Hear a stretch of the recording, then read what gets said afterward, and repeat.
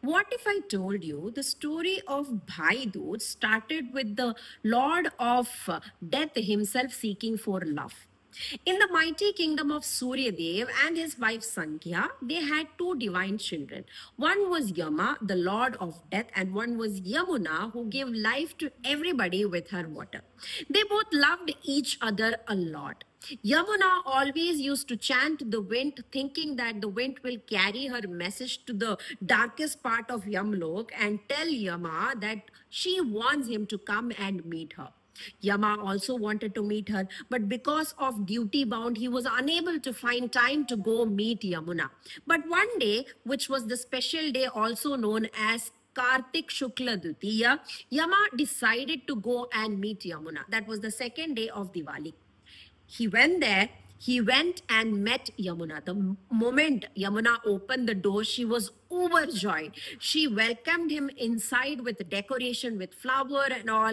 She put special vermilion tilak on his forehead and did a special aarti to him, gave sweets and food that she herself cooked. They both laughed for a long time as if they were children again. Moved by the love that he got from Yamuna, that even in his kingdom no one does, he blessed Yamuna with a boon and told, "Ask me for anything."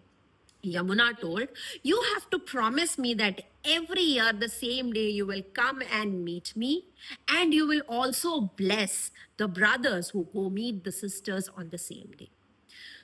Yama was overjoyed with the blessing that she seeked, and he told, "Yes, I bless that the brothers who go meet their sister on this day and get the vermilion tilak on their forehead will be even far from the death.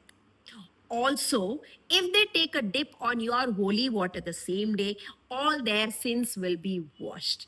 And that is how the day of Bhai Dooj started, which is also known as Bhai Beej or Yama Dvitiya in different parts of India.